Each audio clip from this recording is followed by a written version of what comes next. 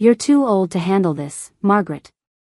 Just step aside and let someone capable take over. Those words from my daughter-in-law cut deeper than any knife I'd used in my 40 years of cooking Thanksgiving dinners.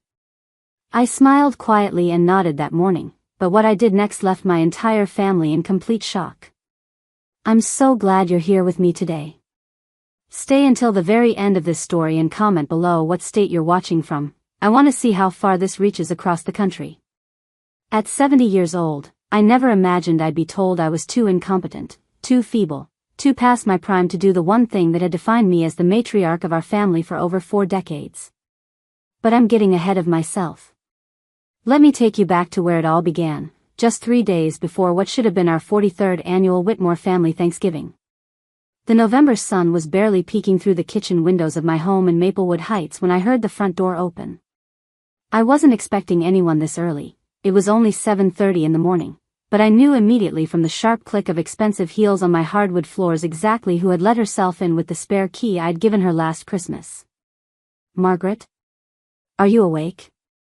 My daughter-in-law Veronica's voice carried from the entryway with that particular tone she used when she was about to tell me something she'd already decided I had no say in. I wiped my flour-dusted hands on the vintage apron I'd worn for 30 Thanksgivings, the one with tiny embroidered turkeys that my late husband Clarence had given me back in 1992, and braced myself. In the kitchen, dear, I called out, trying to keep my voice warm and welcoming despite the knot forming in my stomach. At 70, I'd learned to trust my instincts, and right now, every instinct I had was screaming that Veronica's unannounced visit at dawn on a Tuesday was not going to be pleasant. She swept into my kitchen like a storm front, all sharp angles and purpose in her cream-colored Chanel suit that probably cost more than my monthly pension. Her dark hair was pulled back in a severe bun that made her angular face look even more intimidating, and her lips were pressed into that thin line that meant she was about to deliver news she considered non-negotiable. Behind her, looking apologetic and uncomfortable in his charcoal business suit, was my son Benjamin. My youngest boy, the baby of my 3 children, now 42 years old and apparently unable to visit his own mother without his wife orchestrating the encounter. Good morning, Mom, Benjamin said softly, not quite meeting my eyes as he gave me a brief, one-armed hug that felt more obligatory than affectionate. I'd been up since 5 a.m., as I had been every day this week, preparing for Thursday's feast. My kitchen looked like a bakery had exploded in the best possible way. 3 different types of pie dough were resting in the refrigerator. My grandmother's handwritten recipe cards were spread across the counter, some of them so old the ink had faded to a pale brown. The massive heritage turkey I'd special ordered from Brennan's organic farm was brining in a cooler on the back porch, and the house smelled like cinnamon, nutmeg, and the promise of family gathering together. Or at least, that's what it had smelled like before Veronica arrived and somehow made even the air in my kitchen feel colder. Margaret, she began, and I noticed she never called me Mom like my other daughters-in-law did. Always Margaret, as if maintaining that formal distance was essential to whatever power dynamic she'd established in her mind. We need to have a serious conversation about Thursday. I was elbow-deep in the dough for my famous maple pecan pie, the same recipe that had won first place at the Maplewood Heights Harvest Festival for 3 consecutive years in the 1990s. Of course, sweetheart. What's on your mind? Are you worried about dietary restrictions? I know you've been on that new cleanse. It's not about dietary restrictions. She pulled out one of my kitchen chairs, the one with the slightly wobbly leg that Clarence had always meant to fix, and sat down like she was conducting a board meeting. It's about the entire event. Benjamin and I have been discussing it extensively, and we've come to some important decisions about how Thanksgiving will be handled this year. The way she said, how Thanksgiving will be handled, made my hands still in the pie dough. Not celebrated. Not hosted. Handled. Like it was a business transaction or a project that required management oversight. Decisions? I asked carefully, looking past her to Benjamin, who had suddenly become fascinated with something outside my kitchen window. Veronica pulled out her phone, one of those new models that seemed to do everything except actually make the user more human, and began scrolling through what appeared to be detailed notes. The woman had actually made a presentation about my Thanksgiving dinner.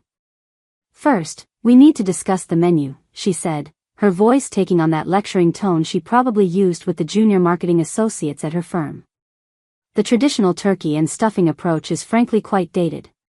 Benjamin's been promoted to senior vice president at Techstone Industries. I know what position my son holds, I interjected gently. She continued as if I hadn't spoken. And with that promotion comes certain expectations. We'll be hosting several of his colleagues and their families this year. The CEO, Roland Fitzpatrick, and his wife Constance. The Vice President of Operations, Marcus Chen, and his partner. The new Director of Strategic Development, Amanda Blackwell, who just relocated from Manhattan. These are influential people, Margaret. People who are accustomed to a certain caliber of dining experience. I felt my chest tighten. You invited Benjamin's co-workers to Thanksgiving? Without asking me? We're not asking permission, Margaret. We're informing you of the changes. Veronica's tone sharpened slightly. This is an important networking opportunity for Benjamin's career. You do want what's best for your son, don't you? The question hung in the air like a trap. Any answer other than enthusiastic agreement would make me sound selfish and unsupportive. Of course I want what's best for Benjamin, I said slowly. But Veronica, I've been hosting Thanksgiving in this house since 1982. We have traditions. Your children, my grandchildren, look forward to Grandma's turkey and stuffing. Emma still talks about the way I let her help make the cranberry sauce last year. Emma is 7 years old, Veronica said dismissively. She'll adapt to change much easier than you seem able to. Which brings me to my next point. She swiped to a new screen on her phone. I've secured reservations with Bellefontaine Catering. They're the premier culinary service in the tri-state area. Their autumn harvest menu includes herb-crusted rack of lamb with rosemary reduction, wild mushroom and truffle risotto, roasted Brussels sprouts with pancetta and balsamic glaze, butternut squash soup served in individual sourdough bread bowls, and their signature deconstructed sweet potato soufflé with torched marshmallow foam. I stared at her. Marshmallow foam? It's molecular gastronomy, Margaret. Very sophisticated. Very impressive. She showed me her phone screen, which displayed artfully arranged food that looked more like something from a modern art museum than a family dinner table. But what about the turkey? I heard the tremor in my own voice and hated it. What about the cornbread dressing with sage that Clarence's mother taught me to make? What about the green bean casserole that every single one of the grandchildren asks for? What about the pumpkin pie that I make from actual pumpkins, not cans? Veronica sighed, the kind of exaggerated sigh someone makes when they're dealing with a child who won't accept that bedtime is non-negotiable. That's exactly the issue we need to address, Margaret. You're 70 years old. Do you have any idea how much physical labor goes into preparing a traditional Thanksgiving dinner for? How many people were you planning to cook for this year? 18, I said quietly. Including little Mason, who'll be experiencing his first solid food Thanksgiving at 15 months old. 18 people, Veronica repeated, as if I'd just admitted to planning to climb Mount Everest in my bedroom slippers. 18 people means hours and hours of standing in a hot kitchen. It means lifting heavy roasting pans in and out of the oven.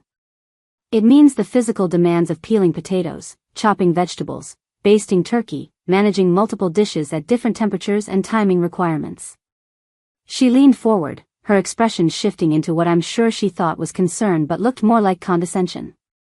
Margaret, at your age, that's simply not safe. Not safe, I repeated, the words tasting bitter in my mouth. Mom, Benjamin finally spoke up, though his voice carried no real conviction. Veronica's worried about you. We both are. Last year, you looked exhausted after dinner. You were practically asleep in your chair by 8 p.m.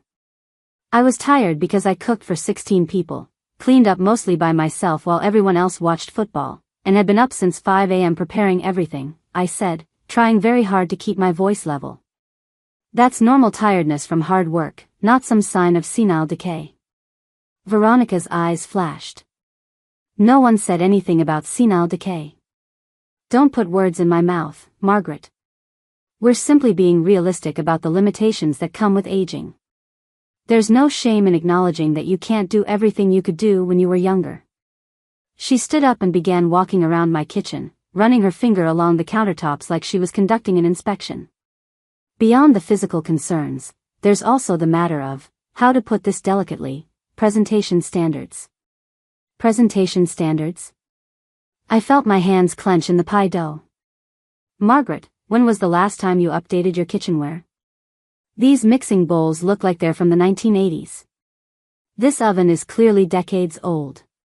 Your refrigerator still has those magnetic alphabet letters the grandchildren played with years ago. She picked up my grandmother's cast-iron skillet with 2 fingers, like it might contaminate her. This cookware is antique. Quite literally. That skillet belonged to my grandmother, I said, my voice dangerously quiet. It's over 100 years old, and it's seasoned to perfection. I've cooked thousands of meals in that pan. Exactly my point. It's outdated. Just like these recipe cards with the handwriting that's barely legible. Just like this entire approach to holiday entertaining. She set the skillet down with a disdainful clank. Benjamin's colleagues are accustomed to modern culinary experiences. They eat at restaurants where the plates cost more than this entire kitchen setup. I cannot allow this dinner to be some quaint, homespun affair that makes us look provincial. And there it was. The truth beneath all the concern about my age and safety. This wasn't about protecting me from physical strain. This was about Veronica being embarrassed by me, by my traditional cooking, by my grandmother's recipes and my old-fashioned kitchen, and my refusal to pretend that Thanksgiving was about impressing strangers instead of feeding family. So what exactly are you proposing? I asked, though I already knew the answer would break my heart. Veronica sat back down and folded her hands on the table in a posture that probably looked reasonable and mature to her but felt deeply patronizing to me. We're proposing that you step back and let the younger generation take over. You've done your part, Margaret. You've hosted Thanksgiving for 40+ years. You've earned the right to relax and simply be a guest. A guest, I said flatly. In my own home. For a holiday I've been hosting since before you were born. You make it sound like we're being cruel, Veronica said, and I caught the first hint of real irritation in her voice. She didn't like being painted as the villain. We're trying to honor you by relieving you of this burden.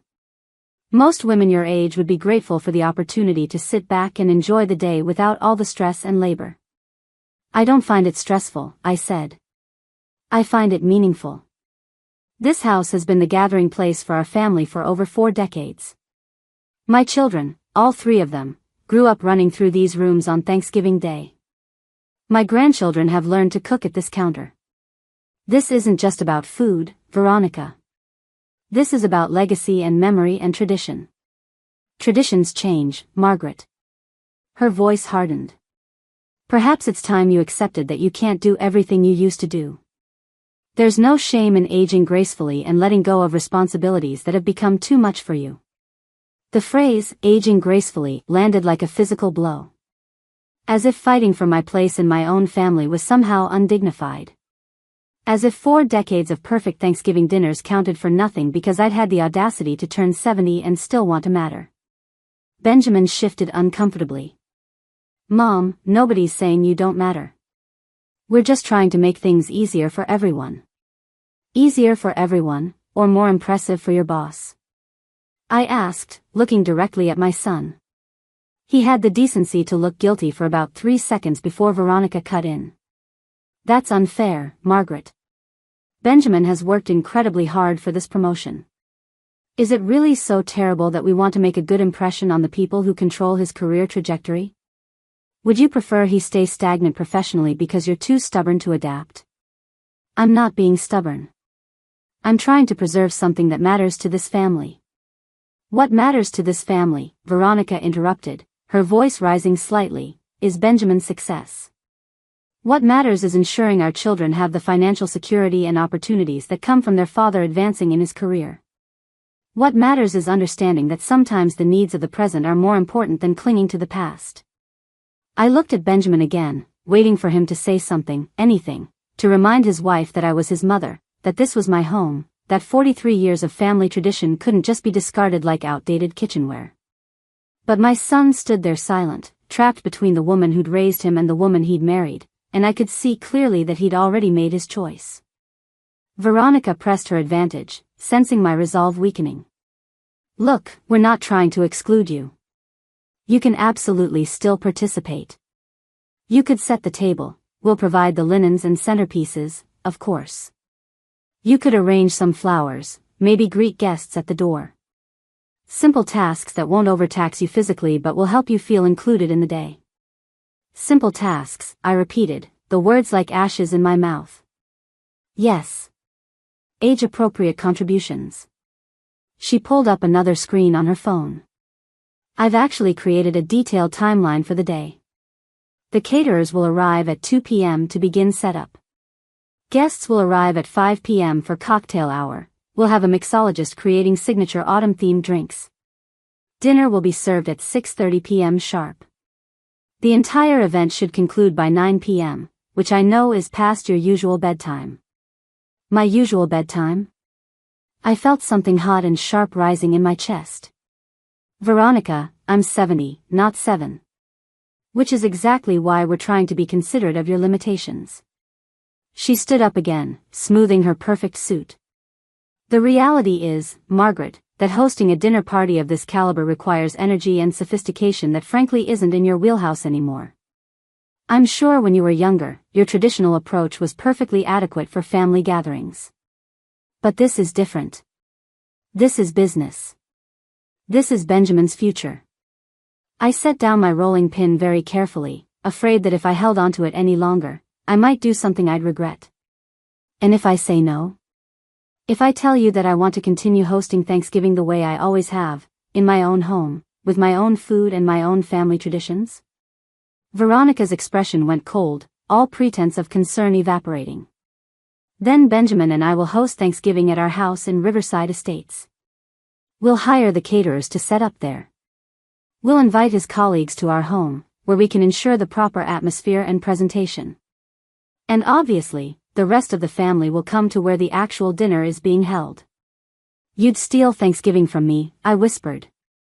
We're not stealing anything. We're offering you a choice. You can accept our help and allow Thanksgiving to evolve into something more appropriate for our current circumstances, or you can insist on doing things your outdated way, and we'll simply move the celebration elsewhere. She picked up her designer handbag. Your choice, Margaret. But decide quickly. I need to confirm final numbers with the caterer by this afternoon.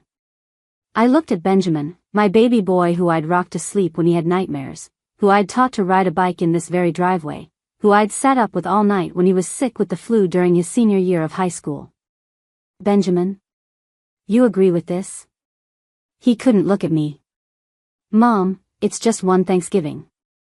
And Veronica's right, you do look tired after these big dinners.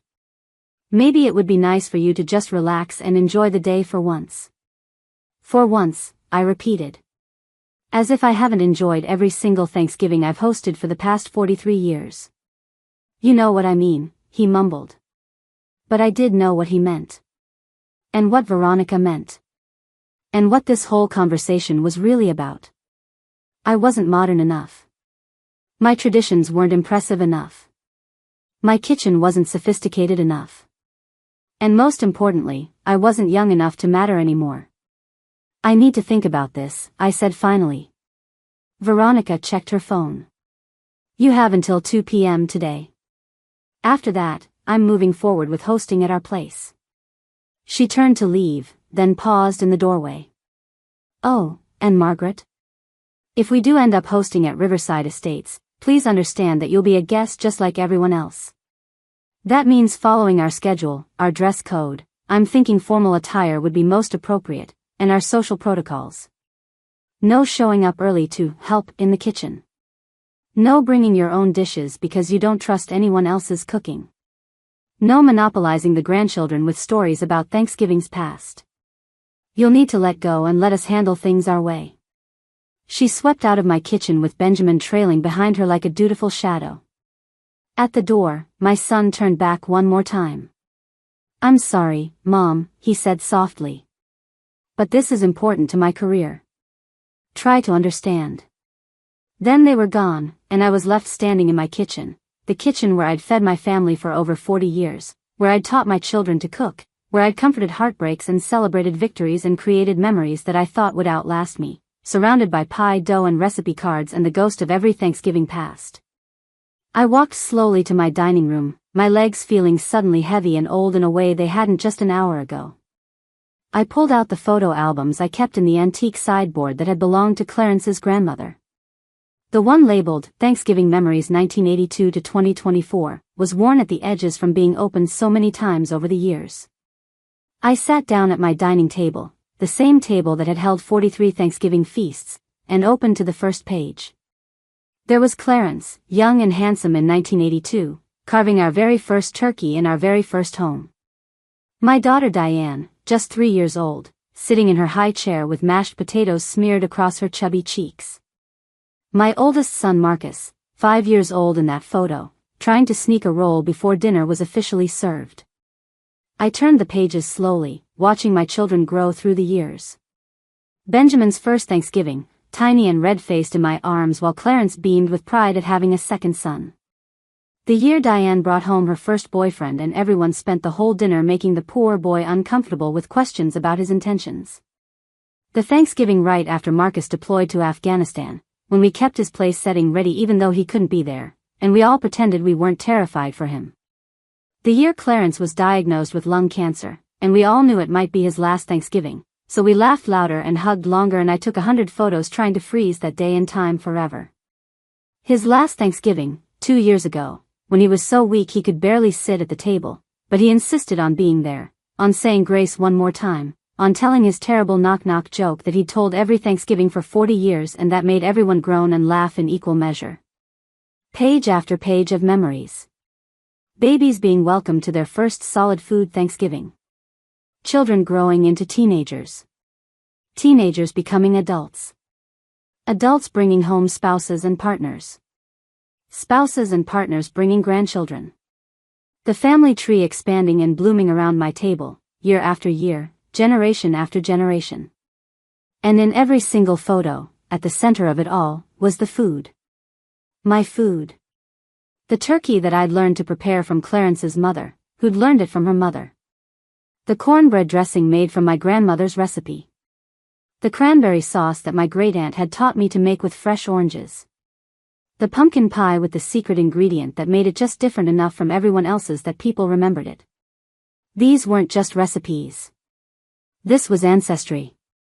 This was heritage being passed down through generations, one Thanksgiving at a time. And Veronica wanted to replace all of it with marshmallow foam and molecular gastronomy for people who wouldn't know or care about any of these memories. I closed the album and walked to the window that looked out over my backyard. The maple trees that Clarence and I had planted when we first bought this house in 1980 were nearly bare now, their leaves carpeting the ground in shades of amber and rust. 44 years we'd lived in this house. 44 years of memories soaked into every wall, every floorboard, every crack in the driveway.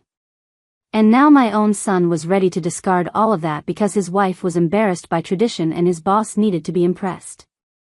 I thought about Clarence, about what he would say if he were here. He'd always been the steady one, the voice of reason when emotions ran hot. But I knew, deep in my bones, that he would be as heartbroken as I was. He'd loved our Thanksgiving traditions as much as I did. Every year, he'd spend hours setting up extra tables and chairs, making sure everyone had a comfortable place to sit. He'd stand at the head of the table before we ate and give thanks not just for the food, but for the hands that prepared it, for the family that gathered to share it, for the traditions that connected us to those who came before and those who would come after. What would he think of his son now, choosing corporate networking over family tradition? Choosing his wife's ambitions over his mother's dignity? I looked back at my kitchen, at the abandoned pie dough, at the recipe cards, at my grandmother's cast-iron skillet that Veronica had handled with such disdain. At the vintage apron with the embroidered turkeys that Clarence had given me all those years ago. And I made my decision. If Veronica thought I was too old, too outdated, too much of an embarrassment to host Thanksgiving, then I would show her exactly what it meant when the woman who'd held this family together for 4 decades decided she was done being taken for granted. I picked up my phone and started making calls.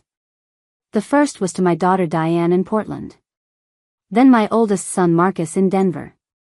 Then to my other daughters-in-law, my grandchildren who were old enough to have their own phones, even my sister Ruth in Scottsdale. And with each call, my message was the same. I'm calling to let you know that Thanksgiving is canceled this year. Not rescheduled. Not relocated. Canceled. I'll explain everything when you get here. By the time I finished making my calls, it was 1:45 p.m. 15 minutes before Veronica's arbitrary deadline. I sent one text message to Benjamin. Tell Veronica she can have her sophisticated dinner party at Riverside Estates. I won't be attending. And neither will anyone else. Thanksgiving at the Whitmore house is officially over. Then I turned off my phone, put away my pie dough, and sat down at my empty dining table to wait for the storm I knew was coming. But for the first time in weeks, maybe for the first time since Clarence died, I felt something other than grief and uselessness. I felt powerful. The silence in my house after I sent that text message was deafening. I sat at my dining room table, the same table where 43 Thanksgiving feasts had been served, and waited. My phone was turned off, sitting face down on the table like a small grenade with the pin already pulled. I knew what would happen once Benjamin read my message. I knew the explosion that was coming. What I didn't expect was how quickly it would arrive. Exactly 23 minutes after I sent the text, I heard a car screech into my driveway with enough force that I thought for a moment someone had crashed into my mailbox. Through the front window, I watched Veronica leap out of her silver Mercedes like the vehicle was on fire, her face twisted with rage that she wasn't even attempting to hide. Benjamin scrambled out of the passenger side, his phone pressed to his ear, gesticulating wildly as he spoke to someone. Even from inside the house, I could see the panic in his movements. They didn't knock. Veronica still had the spare key I'd given her, and she used it now, throwing open my front door with such force that it bounced off the wall with a loud crack. "Margaret," she shrieked, her carefully cultivated composure completely shattered. "What the hell have you done?" I remained seated at my dining table, my hands folded calmly in my lap, even though my heart was hammering so hard I could feel it in my throat. "I did exactly what you suggested, Veronica." I stepped back. I let go. I accepted that I'm too old and outdated to host Thanksgiving. She stormed into my dining room, Benjamin trailing behind her looking like he might actually be sick. "Don't play games with me. You canceled Thanksgiving? You contacted the entire family and told them not to come? Do you have any idea what you've done?" "I've saved myself the embarrassment of being treated like obsolete furniture in my own home," I said quietly. "You made it very clear this morning that my traditions, my cooking, and my kitchen weren't good enough for your sophisticated dinner party. So I removed the problem." "The problem?" Veronica's voice went up another octave. "You didn't remove the problem, you created one. Benjamin's boss was supposed to be here on Thursday. The VP of Operations. The new director. These are people who can make or break his career, and now what are we supposed to tell them? That his crazy mother threw a tantrum and canceled Thanksgiving?" "I didn't throw a tantrum," I said, and I was proud of how steady my voice remained. "I made a rational decision based on the information you provided. You said I was too old to cook. You said my kitchen was outdated. You said my traditions were provincial and embarrassing. I agreed with you. So I stepped aside completely." Benjamin finally found his voice. "Mom, this is insane. You can't just cancel Thanksgiving." "Why not?" I looked directly at my son. "You were perfectly willing to cancel it for me this morning. You and Veronica were going to take over my holiday, in my house, without my permission, and replace everything I've built for 43 years with catered food and corporate networking. But when I cancel it myself, suddenly I'm the unreasonable one?" "That's not, we weren't," Benjamin stammered, looking helplessly at his wife. Veronica's eyes were blazing with fury. "We were trying to help you, you ungrateful woman. We were trying to spare you the physical strain and include you in a more age-appropriate way. And this is how you repay us? By sabotaging Benjamin's career?" I'm not sabotaging anything, I said. You're welcome to host your dinner party at Riverside Estates, exactly as you threatened to do this morning. Invite all of Benjamin's colleagues. Hire your fancy caterers. Serve your marshmallow foam and your deconstructed whatever. I won't be in your way.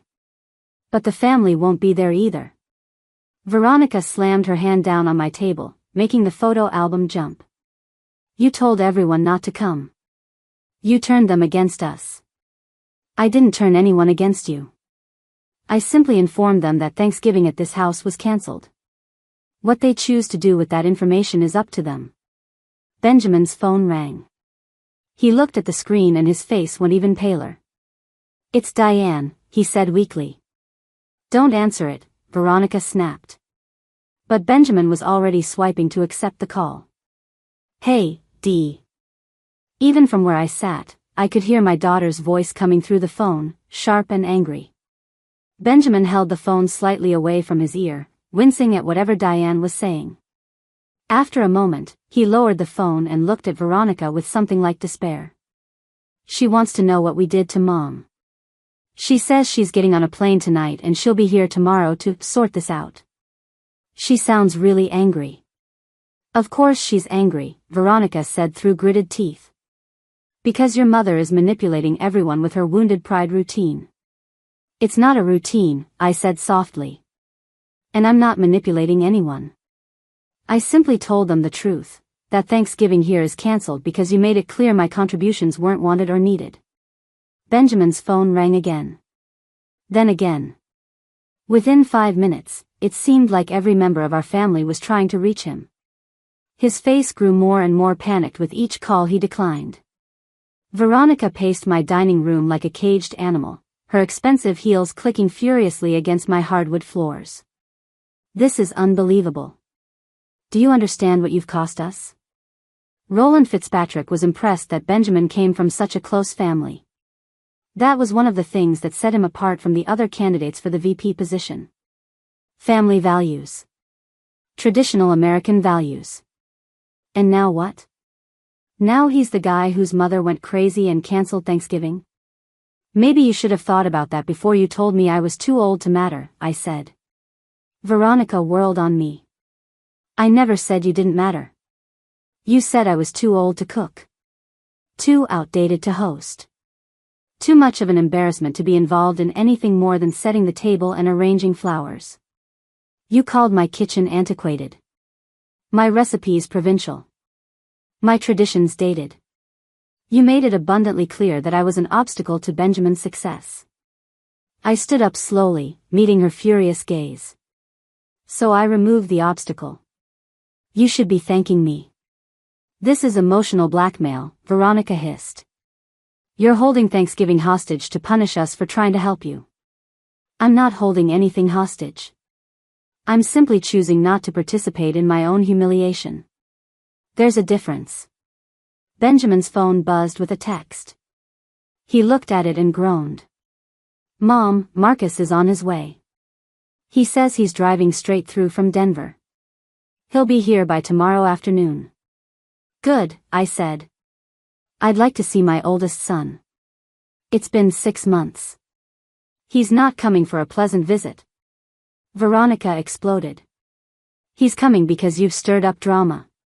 You've made yourself the victim and turned the entire family against us. I haven't made myself anything. You made me irrelevant. I simply accepted it. Another car pulled into the driveway. Through the window, I could see my neighbor Helen getting out with what looked like a casserole dish covered in aluminum foil. She'd clearly heard some version of what was happening. News traveled fast in Maplewood Heights, and was bringing comfort food, as she'd done after Clarence died. Veronica saw her too and made a sound of frustration. Perfect. Now the neighbors are getting involved. Do you have any idea how this makes us look? I imagine it makes you look exactly like what you are, I said quietly. A woman who tried to push her elderly mother-in-law aside and is now dealing with the consequences. Benjamin sank into one of my dining chairs, his head in his hands. Mom, please. Can we just talk about this rationally? Maybe we overreacted this morning. Maybe we can find a compromise. A compromise, I repeated.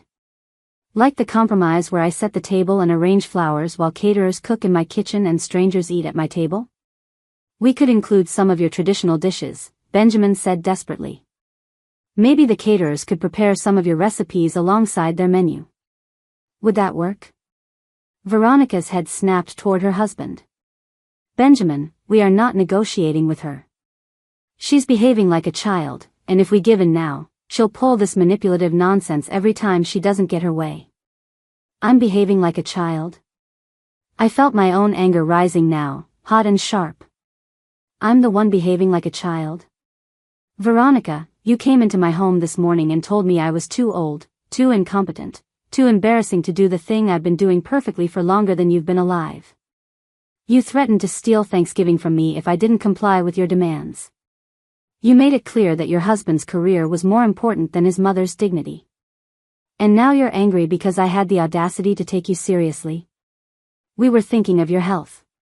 You were thinking of yourselves. The words came out louder than I'd intended, echoing in the dining room. You were thinking about impressing Benjamin's boss. About advancing his career. About looking sophisticated and modern and successful. I was never a consideration in any of your planning except as an obstacle to be managed. The doorbell rang. None of us moved for a moment, then I walked to the door and opened it to find Helen standing there with her casserole and a concerned expression. Margaret, honey, I heard there was some trouble.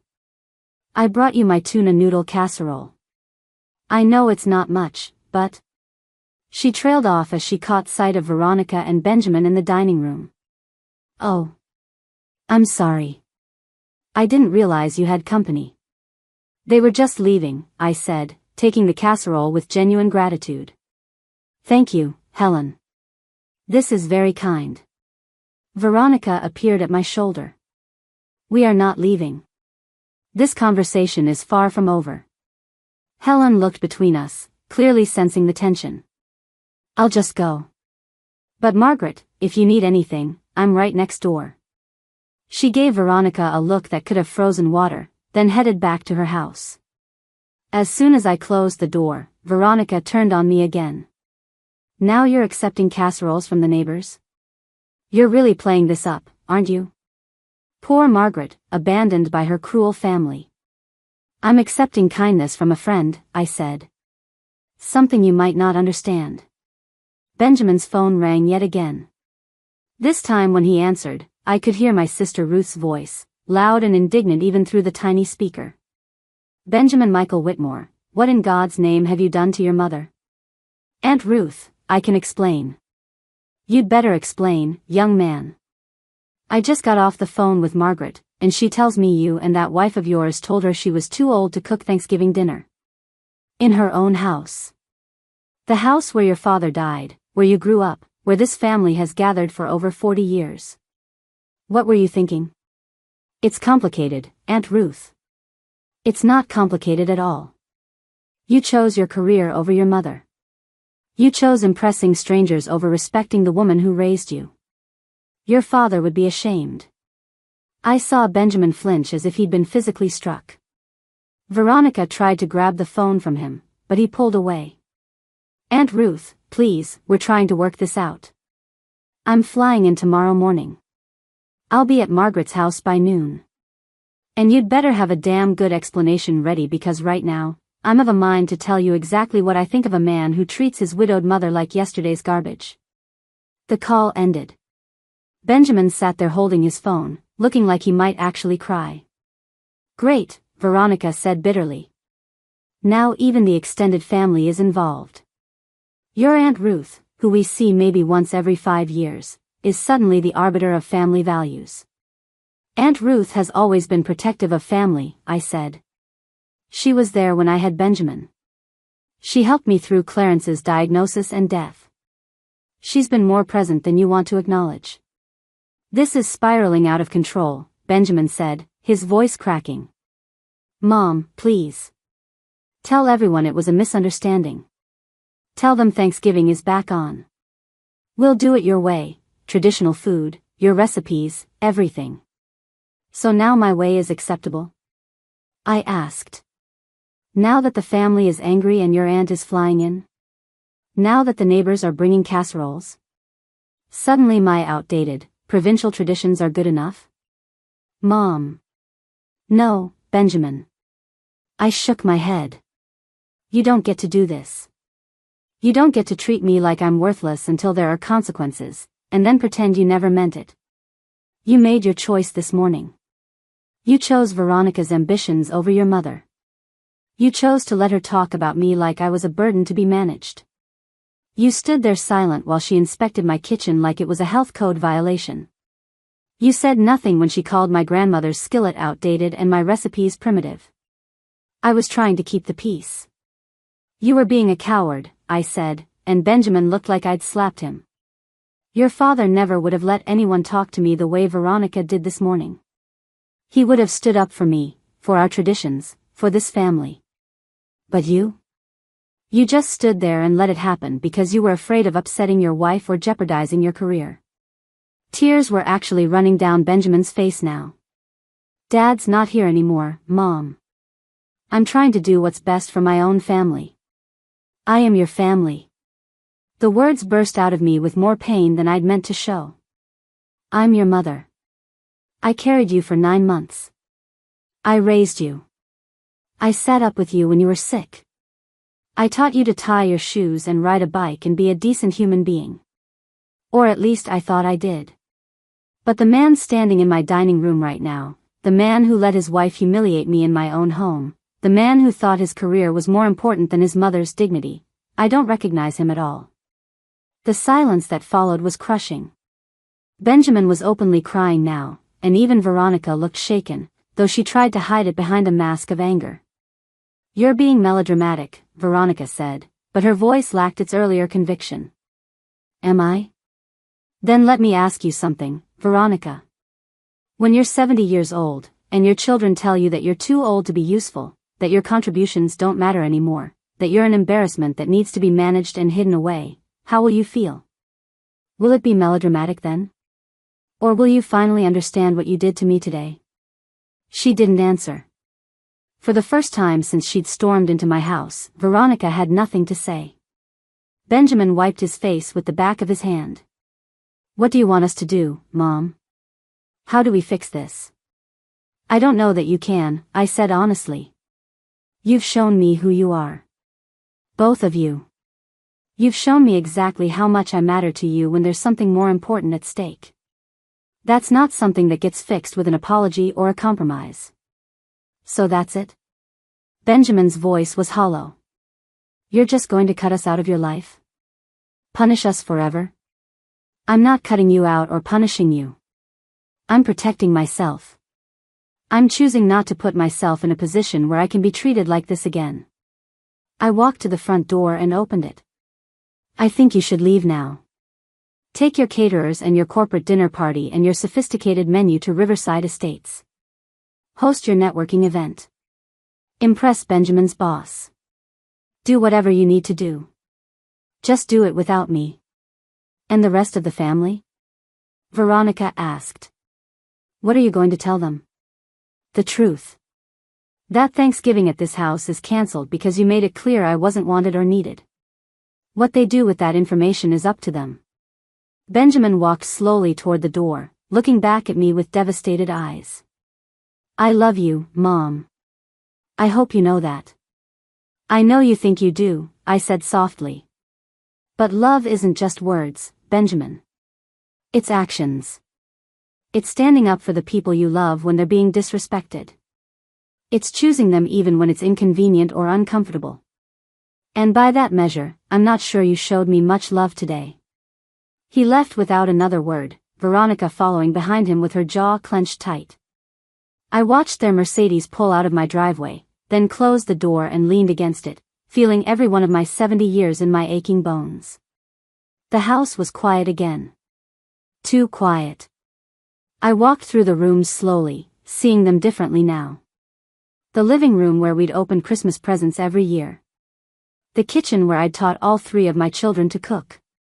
The dining room where 43 Thanksgivings had been celebrated. 43 years of memories, and it had taken one morning for my son to suggest they weren't worth preserving. I went back to my kitchen and looked at the abandoned pie dough, now warm and useless. The turkey was still brining on the back porch. The recipe cards were still spread across the counter. All the preparations for a Thanksgiving that would never happen. I should have felt victorious. I'd stood up for myself. I'd refused to be pushed aside. I'd made them face consequences for their disrespect. Instead, I just felt old and tired and heartbroken. My phone, still turned off on the dining room table, represented a flood of messages I wasn't ready to face. I knew what they would say. Diane would be furious on my behalf. Marcus would be protective and angry. Ruth would be ready to go to war. My other grandchildren would be confused and upset. Everyone would want explanations, want to take sides, want to fix this. But I wasn't sure it could be fixed. I picked up Helen's tuna noodle casserole and put it in the refrigerator next to the turkey brine. Then I walked upstairs to my bedroom, changed into my nightgown even though it was barely 5 p.m., and climbed into bed. I stared at the ceiling, at the water stain in the corner that Clarence had always meant to fix but never got around to. Everything in this house was a memory. Everything was Clarence and the children and the life we'd built together. And now that life felt like it was crumbling around me. The doorbell rang again. I ignored it. It rang twice more, then I heard Helen's voice through the door. "Margaret, honey, it's me. I'm leaving some more food on the porch. And I'm here if you need to talk. Anytime, day or night." I heard her footsteps retreating, and I rolled over to face Clarence's side of the bed. The side that had been empty for 2 years now. The side that still smelled faintly of his cologne when I buried my face in his pillow. "I don't know what to do," I whispered to the empty space beside me. "I don't know if I did the right thing. I don't know how to fix this family without fixing myself into a corner again." The house settled around me with its familiar creaks and sighs. Somewhere outside, a car drove by. The heating system kicked on with a gentle whoosh. Normal sounds of a normal evening in a life that felt suddenly very far from normal. I must have dozed off because when I opened my eyes again, it was dark outside and my phone was buzzing from downstairs. Persistent. Urgent. I dragged myself out of bed and down the stairs, turning on the phone with trembling fingers. 47 missed calls. 63 text messages. 12 voicemails. I scrolled through them with growing anxiety. Diane was indeed on a plane and would be here tomorrow morning. Marcus had been trying to reach Benjamin but kept getting voicemail. Ruth was furious and already booking her flight. My daughter-in-law Patricia, Marcus's wife, wanted to know what she could do to help. My granddaughter Emma, Benjamin's 7-year-old, had somehow gotten hold of Veronica's phone and left a tearful voicemail asking why Grandma didn't want to see her on Thanksgiving anymore. That last one broke my heart into even smaller pieces. But there were other messages too. Messages I hadn't expected. My neighbor from 3 houses down, offering to host Thanksgiving if I needed a place. My book club friends, saying they'd love to have me join them for their Friendsgiving. The pastor from the church I attended sporadically, inviting me to the community dinner they held every year for people who had nowhere else to go. Acts of kindness from people who barely knew me, while my own son had treated me like yesterday's trash. I was reading through a particularly kind message from my friend Lorraine when my phone rang with an unknown number. I almost didn't answer, but something made me pick up. "Hello? Mrs. Whitmore? This is Constance Fitzpatrick. We haven't met, but I'm married to Roland, who works with your son Benjamin." My heart sank. This was it. The call from the boss's wife, calling to express her disappointment that the Thanksgiving dinner had been cancelled. I braced myself for more judgment, more evidence that I'd ruined Benjamin's career with my hurt feelings. "Mrs. Fitzpatrick," I said carefully. "I'm sure Benjamin has explained." "He tried to," she interrupted. "But his wife did most of the talking, and I have to tell you, Mrs. Whitmore, I didn't much care for what I heard." I blinked. "I'm sorry. Please call me Constance. And I'm the one who should apologize." You see, Veronica called me about an hour ago. She wanted to explain why the Thanksgiving dinner at your home had been cancelled and to reassure us that they'd be hosting an alternative event at their house instead. But the way she explained it, the things she said about you, well, it didn't sit right with me at all. I sat down slowly. What did she say? She said you were being unreasonable and difficult. That you'd thrown a tantrum when they tried to help you by taking over the dinner preparations. She made it sound like you were a stubborn old woman who couldn't accept that you weren't capable of hosting anymore. Constance paused. But Mrs. Whitmore, I'm 73 years old. And the way Veronica talked about you, about aging, about being past your prime, it made my blood boil. I felt tears stinging my eyes. Thank you for saying that. My dear, I didn't just say it to you. I said it to her. I told her that I found her attitude toward her mother-in-law deeply disrespectful and that Roland and I would not be attending any dinner party hosted by someone who treats elderly family members with such contempt. Constance's voice was firm and warm. I also told her that if she thinks success in business means stepping on the people who came before you, she has a very warped understanding of what makes a person truly accomplished. I couldn't speak. Tears were running down my face now, and I couldn't have formed words if I'd tried. Mrs. Whitmore? Are you there? I'm here, I managed. I don't know what to say. You don't need to say anything. I just wanted you to know that not everyone thinks you're in the wrong here. In fact, I'd wager that most people with any sense would see exactly what your daughter-in-law was trying to do. She paused. I raised 4 children, Mrs. Whitmore. I know what it's like to pour your life into your family only to have them take you for granted. Don't let anyone make you feel like standing up for yourself is somehow wrong. Thank you, I whispered. You have no idea how much I needed to hear that.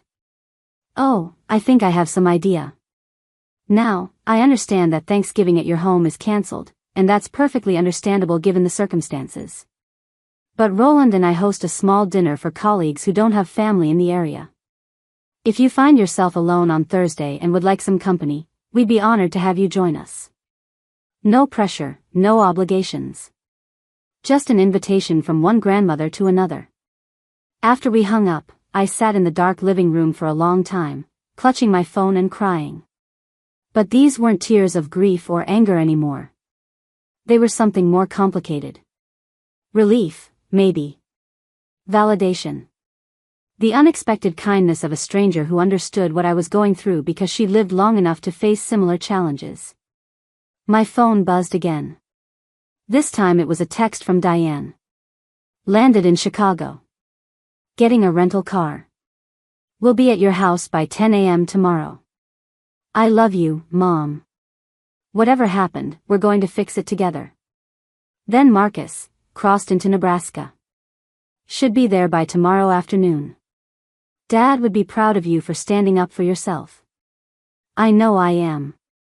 And finally, Ruth, flight lands at 11:30 a.m.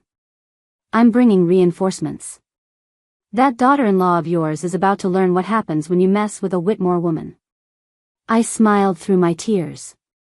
My family was coming. Not all of them, Benjamin and Veronica had made their choice.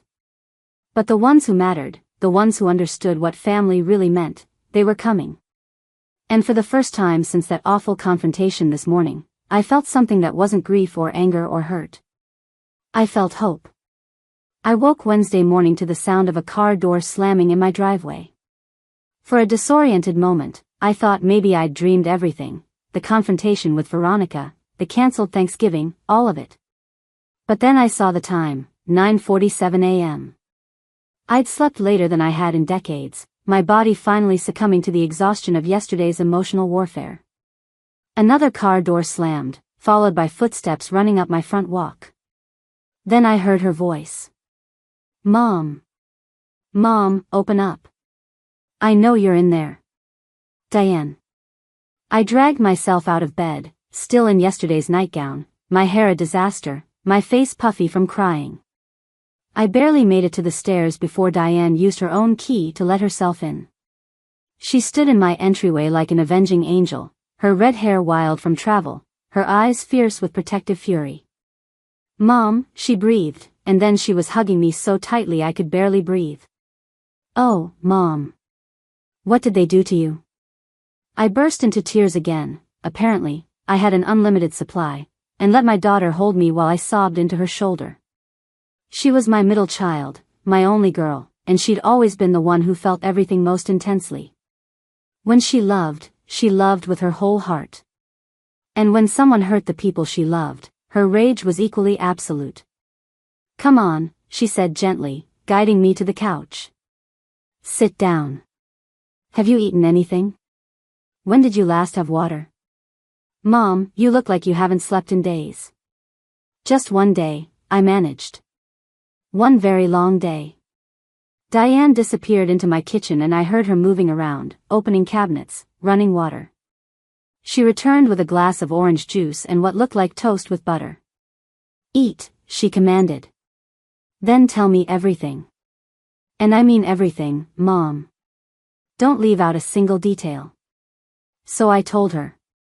I started with Veronica's arrival yesterday morning, the inspection of my kitchen, the condescending lecture about being too old to cook. I told her about the caterers and the molecular gastronomy and the simple tasks I'd be allowed to perform. I told her about Benjamin's silence, his refusal to defend me, his choice to support his wife over his mother. With each detail, Diane's expression grew darker. By the time I got to the part where Veronica called my grandmother's skillet outdated, and my traditions provincial, Diane was on her feet, pacing my living room like a caged tiger. That entitled, social climbing, soul-sucking excuse for a human being, Diane said, her voice shaking with rage. And Benjamin just stood there? He just let her talk to you like that? He tried to play peacemaker, I said weakly. He said they were worried about my health. Bullshit. Diane exploded. Sorry, Mom, but that's complete bullshit. This wasn't about your health. This was about Veronica being embarrassed by anything that doesn't fit her perfect Instagram-worthy life. She's always been like this, always looking down on anyone who doesn't meet her impossible standards. You've never liked her, I said. No, I haven't. And this is exactly why. Diane stopped pacing and knelt in front of me, taking my hands. Mom, you did the right thing. Canceling Thanksgiving was the right call. You're not a servant. You're not set decoration for her networking event. You're the woman who built this family from nothing after Dad died, who raised 3 kids on a teacher's salary, who's hosted 43 Thanksgivings with love and grace and more patience than any of us deserved. But what about Benjamin's career? What about his boss? What about them? Diane interrupted. Mom, if Benjamin's career depends on humiliating his widowed mother, then he doesn't deserve that career.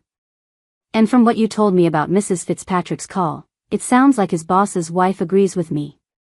A knock at the door interrupted us. Diane went to answer it and came back with Helen, my neighbor, carrying another casserole and looking worried. Margaret, I hope I'm not intruding. I just wanted to check on you. The Johnsons 2 doors down saw all the commotion yesterday, and word's gotten around the neighborhood that something happened. Word travels fast in Maplewood Heights, I said with a weak smile. It's a small community. People care about you, Margaret. Helen set down the casserole, this one appeared to be chicken and rice, and sat beside me. And I have to tell you, most of your neighbors are firmly on your side.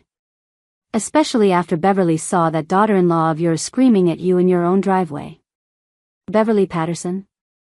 I asked. Beverly lived across the street and was known for her keen observation of neighborhood activities, which some people less charitably called being nosy. The same. She was walking her dog and saw the whole thing. She said that Veronica woman was so angry she was practically foaming at the mouth. Helen patted my hand. Beverly's organizing a support rotation.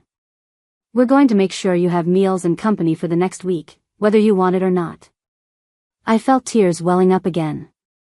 That's so kind, but you don't have to. We want to, Helen said firmly. You've been a good neighbor and a good friend. That's what community means. After Helen left, Diane made me take a shower while she started cleaning up the kitchen. By the time I came back downstairs, dressed in actual clothes and feeling slightly more human, she disposed of the ruined pie dough, reorganized my recipe cards, and was making phone calls. Yes, that's right, she was saying into her phone. Wednesday at 3 p.m. I'll text you the address. Perfect. See you then. Who was that? I asked. Diane smiled, and there was something almost predatory in it. That was my lawyer friend, Michelle. She specializes in elder law and family disputes. I thought it might be good to know what your options are, legally speaking, if Veronica tries to pull anything else. Diane, I don't want to sue my daughter-in-law. Not sue. Just understand your rights. Knowledge is power, Mom. She pulled out her laptop. Now, I've been doing some research on financial elder abuse, and... Financial elder abuse? What are you talking about? Diane looked at me with an expression I couldn't quite read. Mom, has Veronica ever asked you for money? Or access to your accounts? Anything like that? I thought back over the past few years. Well, when Benjamin and Veronica bought their house in Riverside Estates, I helped with the down payment. It was my choice, I wanted to help them. How much? $50,000. From the life insurance after your father died. Diane's jaw tightened. And did they pay you back? They said they would, when Benjamin's promotion came through. But Diane, that was a gift. I didn't expect. It wasn't a gift if they promised to pay you back. That makes it a loan. She typed something into her laptop. What about recently? Any other financial help? I hesitated. Last year, Veronica said they were having cash flow problems with some investments. She asked if I could lend them $20,000. She said it was just temporary, just until some stocks matured. I gave it to her because I didn't want Benjamin to be stressed. Did you get that back? Not yet, but... Mom. Diane closed her laptop and looked at me seriously. That's $70,000. Did you get anything in writing? Any signed agreements? Anything at all? It's family, I said weakly. You don't ask for signed agreements from family. Yes, you do. Especially when that family member treats you like garbage. Diane pulled out her phone again. I'm calling Marcus. He needs to know about this. Before I could protest, she had him on speakerphone. I could hear road noise in the background. He was still driving. D? What's up? I'm about 3 hours out. Marcus, did you know that Mom gave Benjamin and Veronica $70,000 over the past few years? There was a long pause. 70,000? Mom, is this true? It was to help with the house and some investments. Jesus Christ, Marcus breathed. Mom, why didn't you tell me? Did you get any of it back? They said they'd pay me when they could. When they could. Marcus's voice was tight with controlled anger. While they're living in a $500,000 house and hosting catered dinner parties and taking vacations to Napa Valley. Mom, they've been taking advantage of you. They're family, I repeated, but the words sounded hollow even to me. Family doesn't steal from each other, Marcus said flatly. Listen, I'm going to make some calls. I have a buddy who's a forensic accountant. If Veronica and Benjamin have been financially exploiting you, we need to document it. Marcus, please, I don't want this to turn into a legal battle. It's already a battle, Mom. They fired the first shot when they tried to push you out of your own holiday. Now we're just making sure you have ammunition to defend yourself. After the call ended, I sat in my living room feeling overwhelmed. This was spiraling so far beyond a Thanksgiving dinner dispute. My children were talking about lawyers and financial exploitation and legal battles. This was my family we were discussing, not some stranger. I know what you're thinking, Diane said softly. You're thinking this has gone too far. You're thinking maybe you should just apologize and make peace and go back to how things were. She wasn't wrong. But Mom, listen to me. How things were wasn't good. You were being taken for granted financially and emotionally. Benjamin and Veronica have been treating you like a bank account with legs, and when you weren't useful for their social climbing, they tried to push you aside. That's not love. That's not family. That's exploitation. But what about the grandchildren? I asked. Emma and little Mason? If I fight with Veronica, she might not let me see them. If she does that, we document it as another example of her controlling behavior. Mom, I know this is scary. I know it feels wrong to fight with your own son. But sometimes fighting is necessary. Sometimes standing up for yourself is the only way to make people understand they can't treat you like this. The doorbell rang again. This time it was Ruth, my sister, arriving with enough luggage for a month-long stay despite only planning to be here for a few days. She swept into the house like a force of nature, all silver hair and righteous indignation. Where is that miserable daughter-in-law? Ruth demanded. Where is she so I can tell her exactly what I think of a woman who disrespects her elders? Ruth, please, I started. Don't you, Ruth, please, me, Margaret and Whitmore. That girl has been walking all over you for years, and you've let her because you're too sweet for your own good. Well, I'm not sweet. I'm mean as a snake when someone hurts my baby sister, and I'm about to show that Veronica woman exactly how mean I can be. Despite everything, I smiled. Ruth had always been my protector, even when we were children. She was 5 years older than me and had spent our entire childhood defending me from bullies and standing up for me when I was too timid to stand up for myself. Apparently, 70 years later, nothing had changed. Ruth dumped her luggage in the entryway and marched into my kitchen. First things first. We need food. Real food. When did you last have a proper meal, Margaret? Helen brought casseroles. Casseroles. Ruth made a dismissive sound. We need comfort food. Real, stick-to-your-ribs comfort food. She started pulling ingredients from my refrigerator with the confidence of someone who'd been cooking in this kitchen since it was built. Diane, you're on vegetable duty. Margaret, you sit down and let us take care of you for once in your life. I tried to protest, but Ruth gave me a look that could have melted steel, so I sat at my kitchen table and watched my sister and daughter work. They moved around each other with easy familiarity, chopping and stirring and talking quietly.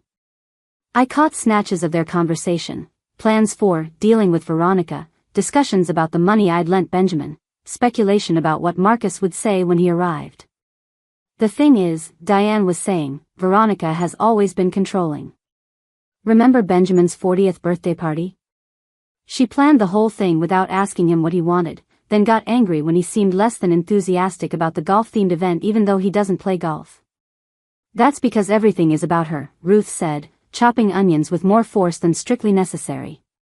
Her image, her social standing, her ambitions.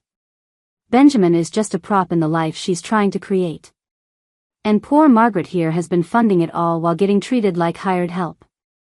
I'm not poor Margaret, I protested weakly. Yes, you are, Ruth said, not unkindly. You're too generous for your own good, too willing to see the best in people. It's one of your finest qualities and your biggest weakness. By the time they'd finished cooking, my kitchen smelled like love and memories, chicken soup with homemade noodles, fresh bread, and apple crisp. We sat at the kitchen table and ate together, and for a little while, I could almost pretend everything was normal. Then Marcus arrived. I heard his truck before I saw it, that distinctive rumble of his old Ford that he refused to replace despite having plenty of money for a new vehicle. He came through the door looking travel-worn and exhausted, his jaw set with determination. But when he saw me, his expression crumbled. Mom, he said, and suddenly he was hugging me, my big strong son who'd served 2 tours in Afghanistan and never showed weakness. I'm so sorry. I'm so sorry I wasn't here when this happened. You're here now, I managed, holding him tight. That's what matters. Marcus pulled back and I could see the fury barely contained behind his eyes. Where's Benjamin? Is he here? No, he left yesterday after the confrontation. Good. Because I don't trust what I might do if I saw him right now. Marcus sat down heavily in one of my kitchen chairs. On the drive here, I kept thinking about all the times Benjamin asked me for advice about dealing with Veronica. How she was too controlling, too demanding, how she was never satisfied no matter how hard he worked or how much money he made. And I kept telling him to stand up to her, to set boundaries, to remember what was really important. You couldn't have known, I started. I should have known he wouldn't listen. Benjamin's always been weak when it came to her. Ever since he met her, he's been so desperate for her approval that he'll do anything she says. Even if it means throwing his own mother under the bus. Diane brought Marcus a bowl of soup and he ate mechanically, barely tasting it. Ruth sat across from him, studying him with the shrewd eyes of someone who'd known him since birth. You have that look, Ruth said. The one you get when you're planning something. What are you thinking, Marcus? He set down his spoon and looked at each of us in turn. I'm thinking that Benjamin and Veronica have been taking advantage of Mom for too long. I'm thinking it's time someone taught them that actions have consequences. And I'm thinking I know exactly how to make that happen. Marcus, I started nervously. Mom, do you remember when I told you I had a buddy who's a forensic accountant? Well, I called him from the road. I told him about the $70,000 you gave Benjamin and Veronica. He said if there's no documentation of repayment plans, and if they've been misrepresenting their financial situation to get money from you, that could constitute fraud. I don't want to accuse my own son of fraud. Then don't think of it as accusation. Think of it as documentation. We're just gathering facts, Mom. Information. Knowledge is power, like Diane said. Marcus pulled out his phone. My buddy also has connections with private investigators. People who can look into Veronica's background, her business dealings, her financial situation. If she's been lying to you about needing money, we'll find out. This feels wrong, I said quietly. This feels like we're declaring war on my own son. He declared war first, Ruth said bluntly.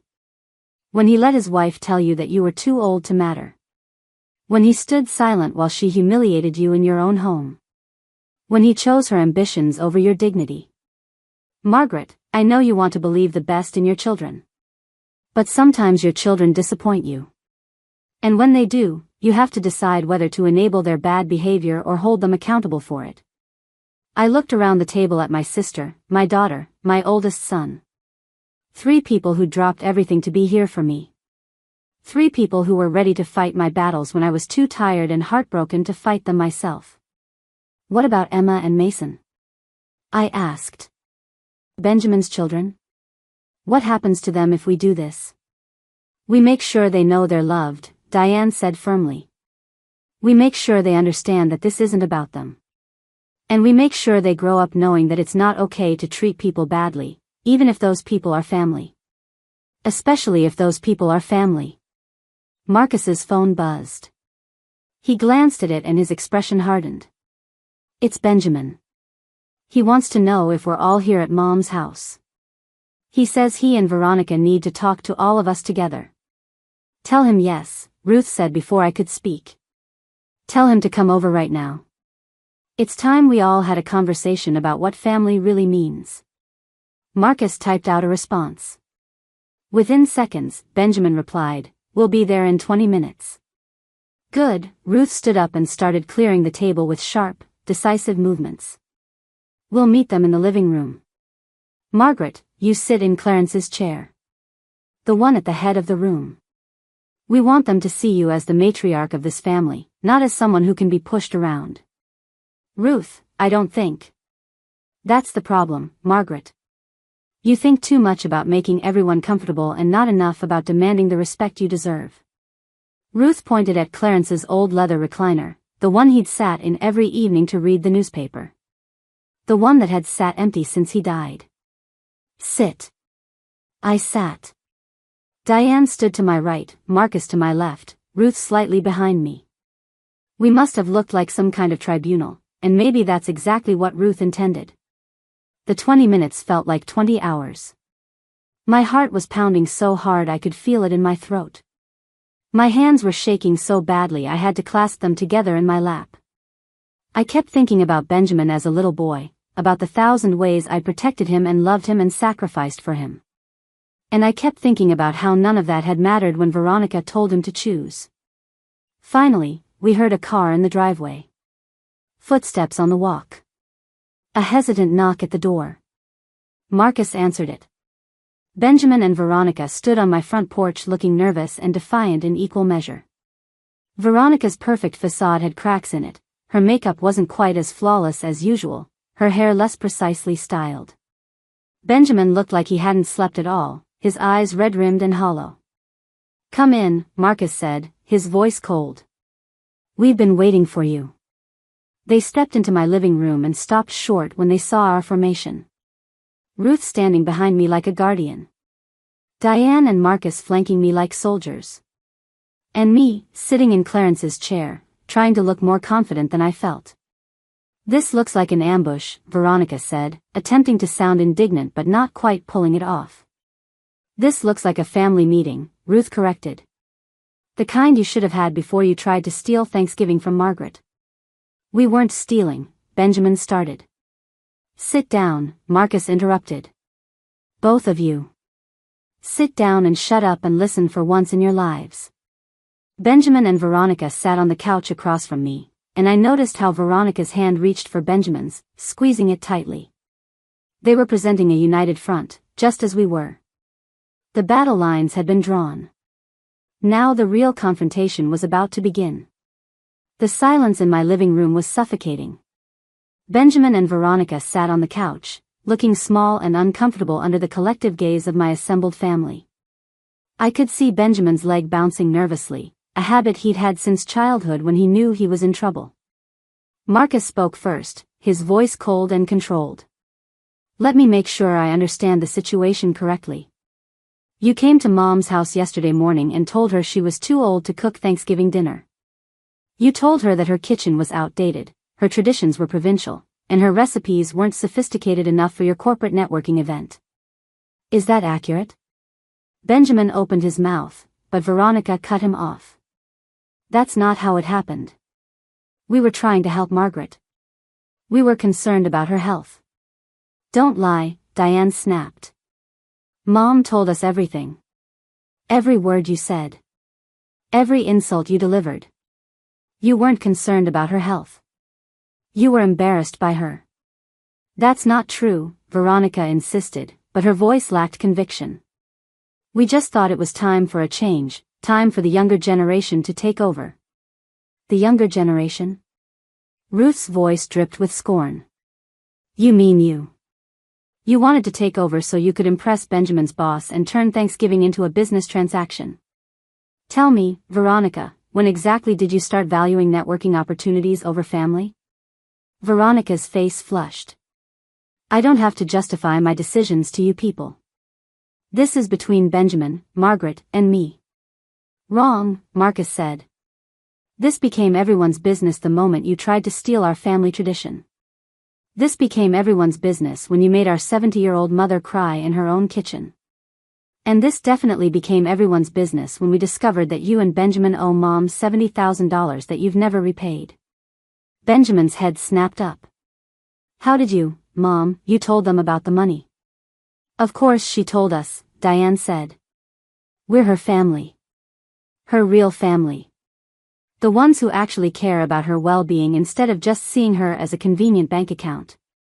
"That money was a gift," Veronica said quickly. Too quickly. "Margaret offered it freely." "Did she?" Marcus pulled out his phone and started reading from his notes. $50,000 for the down payment on your house in Riverside Estates. You promised to pay it back when Benjamin's promotion came through. That promotion happened 18 months ago. Where's the money, Benjamin?" My son couldn't meet Marcus's eyes. "We were going to pay her back. We just had some unexpected expenses. Like your anniversary trip to Napa Valley?" Diane interjected. "Or the new Mercedes? Or Veronica's shopping trips to that boutique in the city that charges $500 for a blouse?" "How we spend our money is none of your concern," Veronica said, her voice rising. "It becomes our concern when it's actually Mom's money you're spending," Marcus shot back. And what about the $20,000 from last year? The temporary cash flow problem that required an emergency loan? Was that real, Veronica? Or was that just another lie to get money from a woman who's too generous to say no to her own son? I watched Benjamin's face crumble as the full weight of what they'd done seemed to finally hit him.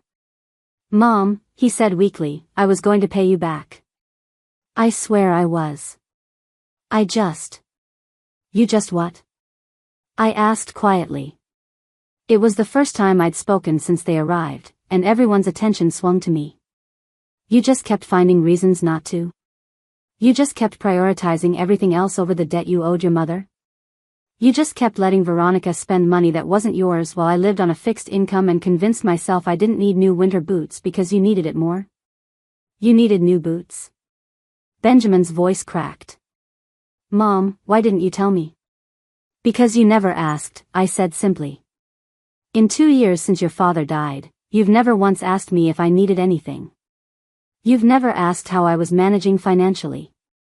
You've only ever asked when you needed something from me. Veronica stood up abruptly. This is ridiculous. We came here to try to work out a reasonable compromise about Thanksgiving, not to be attacked about our personal finances. Sit down, Ruth commanded, and something in her tone made Veronica actually obey. You're not going anywhere until we're finished. And we're far from finished. Marcus stepped forward. Here's what's going to happen. You're going to pay back every cent you owe Mom. All $70,000. You have 6 months to make it right. If you don't, I'm prepared to pursue legal action for fraud and financial elder abuse. You can't be serious, Veronica said, her face going pale. That would destroy Benjamin's career. If his company found out he was being sued by his own family. Then I suggest you find a way to pay the money back, Marcus said coldly. Maybe sell that Mercedes. Maybe downsize from your $500,000 house. Maybe Veronica can stop shopping at boutiques and start shopping at Target like normal people. This is extortion, Veronica hissed. No, Diane corrected. This is accountability. Something you've never had to face before. Benjamin was crying now, his face in his hands. I'm so sorry, Mom. I'm so sorry for all of it. For the money, for Veronica's behavior, for not standing up for you. You're right about everything. I've been a terrible son. Yes, you have been, I said, and the words hurt to say but they were true. You've let your wife dictate how you treat your own mother. You've prioritized money and status over family. You've taken my love and generosity for granted and given nothing back in return. But I can change, Benjamin said desperately. I can be better. Please, Mom, give me a chance to make this right. I looked at my youngest son, the baby I'd rocked to sleep, the child I'd protected from every hurt. And I realized that my protection had done him no favors. I'd shielded him from consequences for so long that he'd never learned to stand up for himself or for others. I don't know if you can change, Benjamin, I said honestly. Because change requires strength, and you've never shown me that you have the strength to stand up to Veronica. Even now, even after everything that's happened, you're still sitting there holding her hand like she's the victim in all of this. Benjamin looked down at where his hand was intertwined with Veronica's and slowly, painfully, pulled away.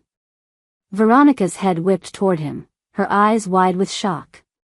Benjamin, she said, her voice uncertain for the first time. Mom's right, he said quietly. About all of it. You were wrong yesterday, Veronica.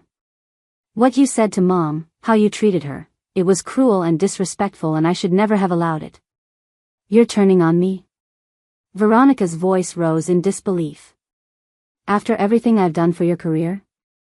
After all the networking and social climbing and playing the perfect corporate wife? This is how you repay me? Everything you've done for my career? Benjamin stood up, and I saw something in his posture I'd never seen before, actual spine.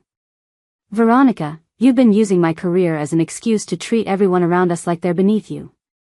My mother, my siblings, our neighbors, even my colleagues. Do you know what Constance Fitzpatrick told me yesterday after you called her? Veronica's face went white. She told me that she found your attitude toward my mother deeply disturbing and that Roland was reconsidering whether I was the right fit for the VP position. Not because of Mom. Because of you. Because your behavior reflected so poorly on me that they're questioning my judgment and character. That's not, she didn't, Veronica stammered. She did. And she was right to question it. Because what kind of man lets his wife treat his widowed mother like hired help? What kind of man stands silent while the woman who raised him is being humiliated in her own home? Benjamin turned to me, his face wet with tears. I don't know if I can change, Mom. But I want to try. And the first step is admitting that I've been weak and selfish and I've let you down in every way that matters. I felt my own tears starting again. Benjamin. Let me finish. Please. He took a shaky breath. I need to make this right. The money first, we'll get you the money back. I'll take out a loan if I have to, but you'll have it within a month, not 6 months. All of it. And I need to make it right with this family, with these traditions that I took for granted. I need to remember what Dad taught me about what really matters. Veronica stood up, her face twisted with fury. If you do this, Benjamin, if you side with them against me, our marriage is over. Do you understand that? I won't stay married to a man who doesn't have the spine to put his wife first. Then I guess our marriage is over, Benjamin said quietly. Because I should have put my mother first yesterday. I should have put family first. And if you can't understand that, then maybe we were never right for each other. The room fell silent. Veronica stood there, clearly expecting Benjamin to take it back, to apologize, to fall back into his usual pattern of giving her whatever she wanted. When he didn't, when he just stood there meeting her gaze with new determination, something crumbled in her face. Fine, she said, her voice shaking. Fine. Enjoy your precious family traditions and your outdated values and your mother who clearly can't let go of the past. I'll be at Riverside Estates packing my things. And Benjamin? Don't bother coming home until you're ready to apologize. She stormed out, slamming the door behind her hard enough to rattle the windows. In the silence that followed, Benjamin slowly sank back down onto the couch, his entire body shaking. I'm sorry, he whispered. I'm so sorry. I got up from Clarence's chair and sat beside my son, pulling him into my arms the way I used to when he was small and the world had hurt him. He sobbed into my shoulder while I held him, and I could feel 42 years of love and disappointment and hope all tangled together in that embrace. You did the right thing, I told him softly. Finally, you did the right thing. That was Wednesday afternoon. By Wednesday evening, word had spread through the family that Thanksgiving was back on. Not the catered, sophisticated networking event Veronica had planned. The real Thanksgiving. The one with turkey and stuffing and all the traditions we'd built over 43 years. Diane and Ruth took over my kitchen with joyful authority, pulling out all the recipes and ingredients I'd abandoned. Marcus drove to Brennan's farm to pick up the turkey that was still brining. Benjamin stayed at my house, helping where he could, apologizing constantly, trying to find his way back into the family he'd almost lost. By Thursday morning, my house smelled the way it was supposed to, like cinnamon and sage and roasting turkey. The dining table was extended to its full length, with mismatched chairs pulled in from every room. My grandmother's cast-iron skillet sat on the stove, ready to make the cornbread for the dressing. The photo albums were back on the sideboard, waiting to be looked through after dinner. My family arrived throughout the morning. Diane's husband and kids. Marcus's wife Patricia and their teenage twins. Ruth's partner Carol, who'd flown in that morning. Even some of the neighbors came by with dishes to contribute, Helen's sweet potato casserole, Beverly's famous rolls, Tom and Linda from across the street with an apple pie. Emma and little Mason arrived with Benjamin, but without Veronica. Emma ran to me immediately, throwing her arms around my waist. Grandma. Daddy said Thanksgiving is back. Is it true? Can I help make the cranberry sauce like last year? It's true, sweetheart, I said, hugging her tight. And yes, you can absolutely help with the cranberry sauce. She ran off to the kitchen where Diane was already organizing the chaos of too many cooks. Benjamin stood in my entryway holding Mason, looking uncertain. "Is it okay that I'm here?" he asked quietly. "I know I don't deserve." "You're my son," I interrupted. "You're always welcome in this house. Always." He hugged me with his free arm, careful not to squish Mason between us. "I meant what I said yesterday, Mom. I'm going to make this right. All of it. Starting with the money, I took out a loan this morning. You'll have the full $70,000 by next week." "Benjamin, you didn't have to." "Yes, I did. It was never a gift, no matter what Veronica tried to claim. It was a loan, and I should have paid it back years ago. I'm also going to start coming by more often. Not because you need anything, but because I need to remember what's really important. Family. Tradition. The things Dad tried to teach me that I somehow forgot." By 5 p.m., my house was full of people and noise and laughter. Diane was directing traffic in the kitchen, making sure everything came out on time. Marcus was carving the turkey with the same electric knife Clarence had used for 40 years. Ruth was orchestrating the table setting with military precision. The grandchildren were running around playing tag, their voices high and happy. I stood in the doorway between my kitchen and dining room, watching it all, and felt Clarence's presence so strongly it was almost like he was standing beside me. "We did okay, didn't we?" I whispered to the empty air. "We built something good. Something worth fighting for." When it was time to eat, we all gathered around the table, all 18 of us, just like I'd originally planned. Benjamin sat next to me, and I noticed how he kept looking around at his siblings and their families, really seeing them for the first time in what might have been years. Before we ate, Marcus stood up to say grace, as he'd done every year since Clarence died. But this year, he added something new. "And we're thankful for Mom," he said, looking directly at me. "For her strength, her generosity, her unwavering love even when we don't deserve it. For teaching us that some things, family, tradition, dignity, are worth fighting for. And for reminding us that being old doesn't mean being obsolete. It means being wise, being experienced, being the foundation that holds everything else together." Here, Ruth said, raising her glass. Everyone raised their glasses, even Emma with her juice box, and toasted to me. I felt tears running down my face, but these were good tears. Healing tears. We ate until we couldn't eat anymore, and the food was perfect because it was made with love instead of sophistication. We told stories and laughed at old jokes and brought out the photo albums. Emma helped me make the cranberry sauce, just like she'd asked. Benjamin helped Marcus with the dishes without being asked. Diane and Ruth harmonized badly to old songs while Carol accompanied them on her phone speaker. It was messy and loud and chaotic and absolutely perfect. As the evening wound down and families started heading home, Benjamin stayed behind to help clean up. When it was just the two of us in the kitchen, he turned to me with serious eyes. "Mom, I need you to know something. I filed for divorce this morning."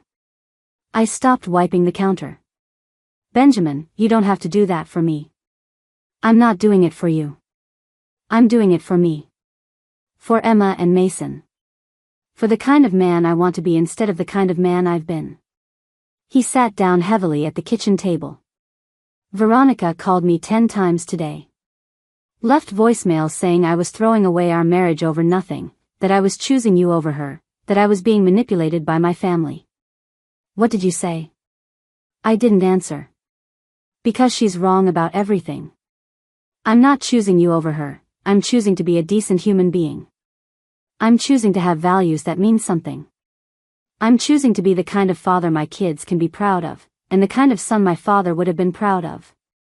I sat down across from him and took his hands. "Your father would be proud of you now. I'm proud of you now. It takes courage to admit you were wrong and to change course. I just wish I hadn't wasted so much time. So many years of letting Veronica dictate how I treated everyone, of choosing her approval over everything else." He looked around the kitchen. "This house, these traditions, this family, it's what matters. And I almost lost it all because I was too weak to stand up to her. But you did stand up to her, I reminded him gently.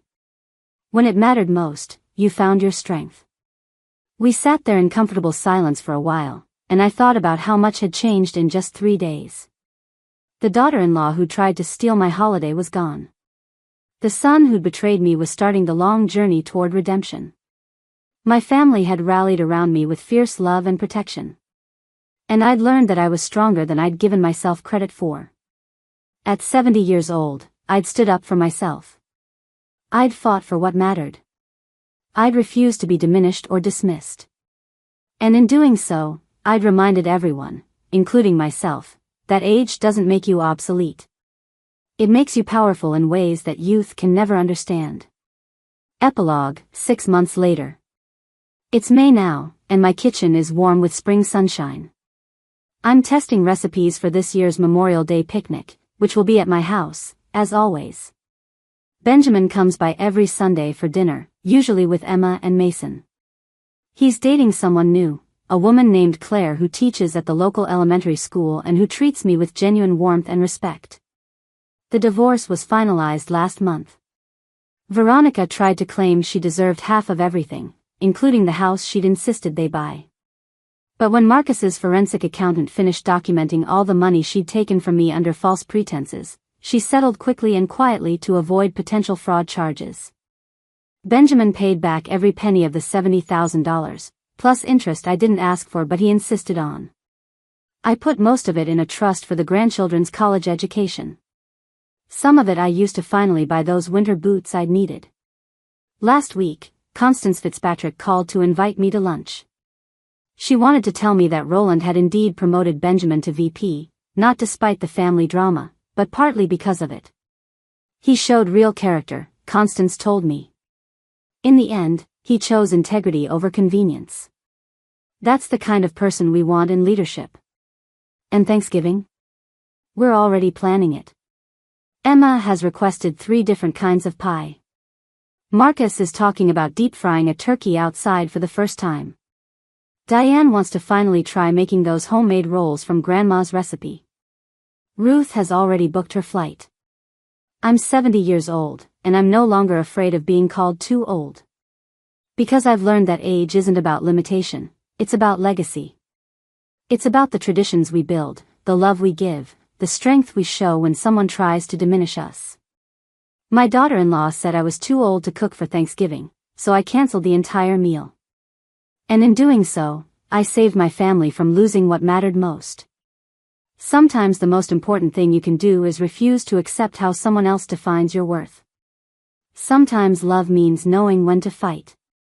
And sometimes, the best way to honor tradition is to be willing to disrupt everything to protect it.